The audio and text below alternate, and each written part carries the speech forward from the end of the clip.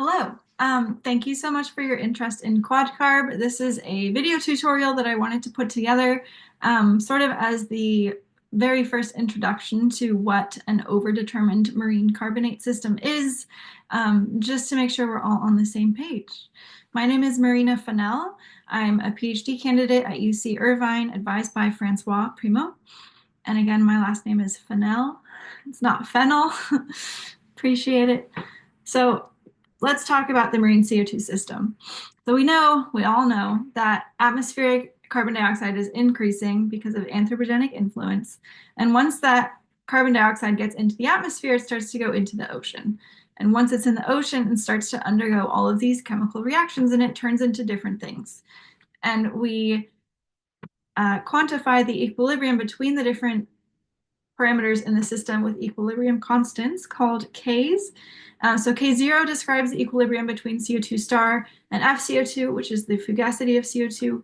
K1 describes the equilibrium between CO2 star and bicarbonate, HCO3. K2 describes the equilibrium between bicarbonate and carbonate ion, and so on. And then we measure some of these things, right? We measure the hydrogen ion concentration as the negative log 10 or the P of the hydrogen ion. And then we have the total alkalinity, which is the proton donors versus the proton acceptors. And then we have the total carbon, which is all the carbon species. So the total carbon and the total alkalinity are both totals, and we call those mass balance totals. So just to show you our full definition of alkalinity and total carbon, these go into our system of equations, and that's not all. So just to make sure you see everything that's in our system, we have the same acid-base reactions as the CO2 cis-V3 software. So we also include the calciums for the aragonite and calcite saturation state calculations, hydrogen sulfide, and ammonium, and so on. So these are our mass balance total equations that make up half of our system of equations. So the second half is our equilibrium constant equations. So we already talked about equilibrium constants K0, K1, and K2, but we also have the full suite. So we also have aragonite, calcite, H2S, and so on. So this slide makes up the second half of our system of equations. And a system of equations is exactly determined. This system of equations is exactly determined when there are two measurements. And those measurements are of our carbonate variables. So if you see the far left hand there in the yellow, carbonate variable 1 and carbonate variable 2, we need two of those measurements in order to make this system exactly determined. And with that, we can plug it into a calculator, a very fancy calculator, and then spit out the entire calculated properties of that parcel of water. So the current exactly determined CO2 system solvers like CO2 cis, CO2 cis V3. There's also pi CO2 cis and MOX cis and CCarb. There are a bunch, but they all essentially solve the exactly determined system with two carbonate system variables over there on the left. We also need your temperature, salinity, and pressure, that top left there. You can input a measured phosphate, silicate, ammonium, or hydrogen sulfide. They're totals. And then our equilibrium constants here, our pKs, are formulated as a function of salinity, temperature, and pressure. And these totals, borate, sulfate, fluoride, and calcium, are formulated as a function of salinity. So with our system of equations and all of the pKs formulated with respect to TS and P, these totals were formulated with respect to salinity. Again, that system of equations is exactly determined. We can solve it exactly when we have two measurements. But if you have 3, 4, or 5 measurements, that is no longer the case with these exactly determined solvers like CO2 cis. I just want to give props where props are due. This figure is adapted from this Carter et al. 2024 paper, the first one, and I'm referring to CO2 cis V3 by Jonathan Sharp. So the overdetermined system is when we have 3, 4, or 5 CO2 system variables. So see your carbonate variable 3, 4, and 5. Now we are in an overdetermined case, and CO2 cis or the other exactly determined solvers that are out there today are not able to take those measurements in at the same time for one calculation. And our new solver can. So QUODcarb stands for Quantifying Uncertainty in an Over-Determined Carbonate System. And we have all of the same equations, the equilibrium constant equations, the mass total balance equations. All of the rest of it is the same. So we formulate the pKs with respect to T, S, and P the exact same way as CO2 cis and others. We use the exact same formulations with respect to salinity for these totals. We take in your temperature, salinity, and pressure, and your measurements of the other totals. But then QUODcarb, very new solver, different formulation, can calculate all of those properties in an overdetermined system or an exactly determined system. We can also do just two, that works. But the other thing is we also calculate their uncertainties.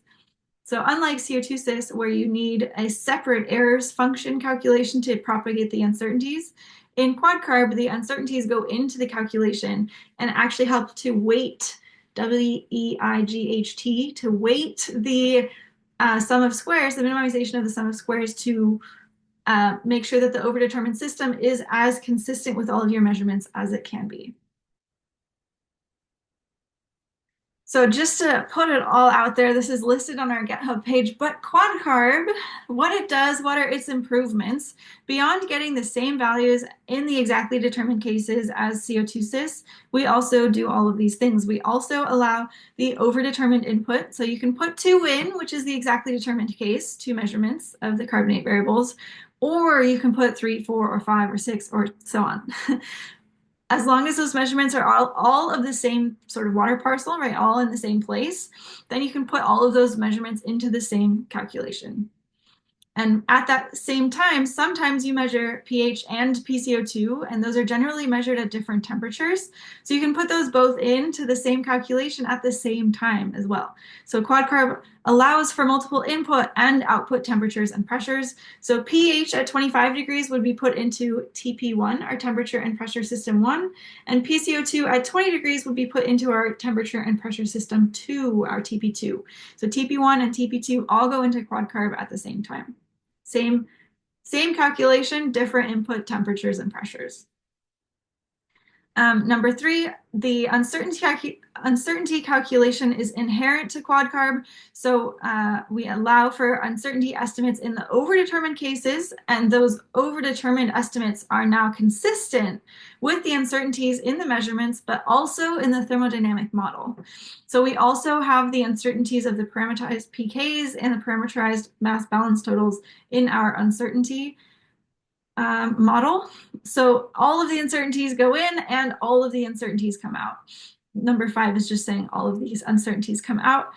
And in the overdetermined case, number 4, we can make use of the redundancy in an overdetermined data set. So when you have more than 2 measurements, then your third measurement is extra, right? It's more information than the system needs, and that's redundancy right now in the exactly determined solvers is not taken advantage of.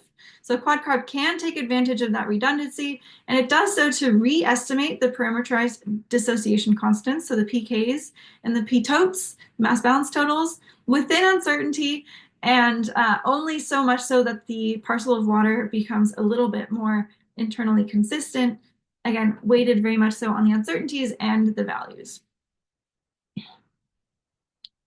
So QUODcarb uses the same equations, we use the same formulations, but the call to QUODcarb is very different than the call to CO2 cis. So QUODcarb requires an input observation structure called OBS and an input options structure called OPT. And just to define it, if you don't have experience with MATLAB structures, MATLAB says a structure array is a data type that groups related data using data containers called fields.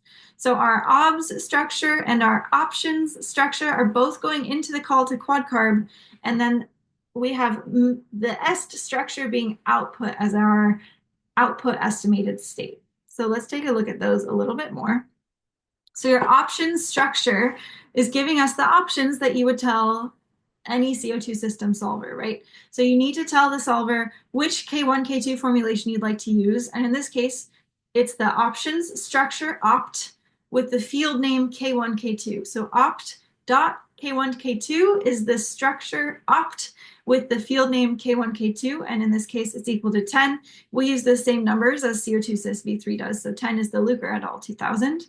Same idea, the option structure and then the KSO4 field name is equal to 1, opt.kf equal to 2. So these are just examples of what you would put into your option structure. You also need to tell the option structure what your pH scale is.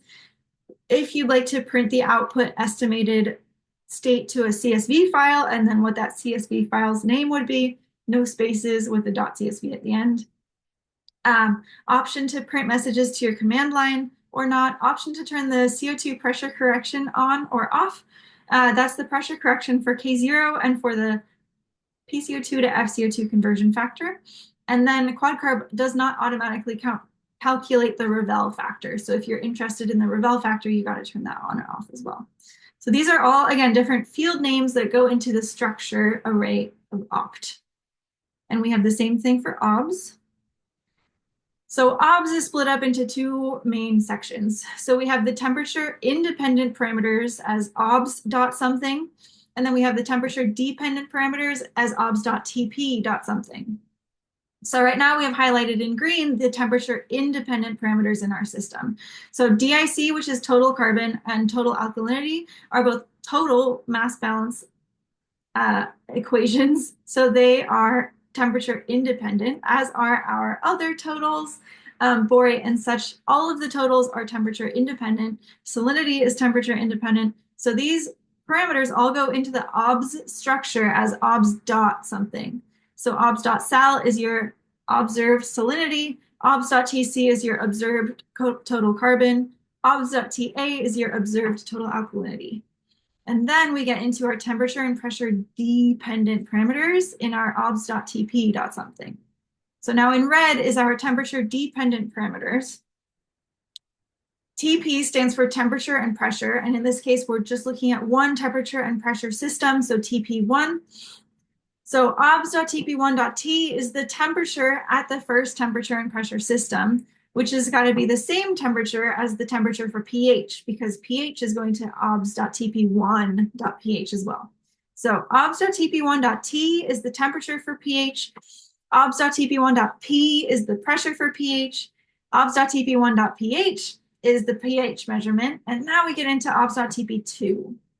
So obs.tp2.pco2 is your PCO2 measurement at obs.tp2.t, which is not listed. So you'd have to tell us what temperature your PCO2 measurement is at, and that is different than the temperature that your pH measurement was at. And you're also welcome to add a third TP system for carbonate, a fourth, a fifth. The TPs can repeat forever. Forever would be really big, but so yeah, so the pKs are formulated with respect to TS and P, so they are temperature and pressure dependent.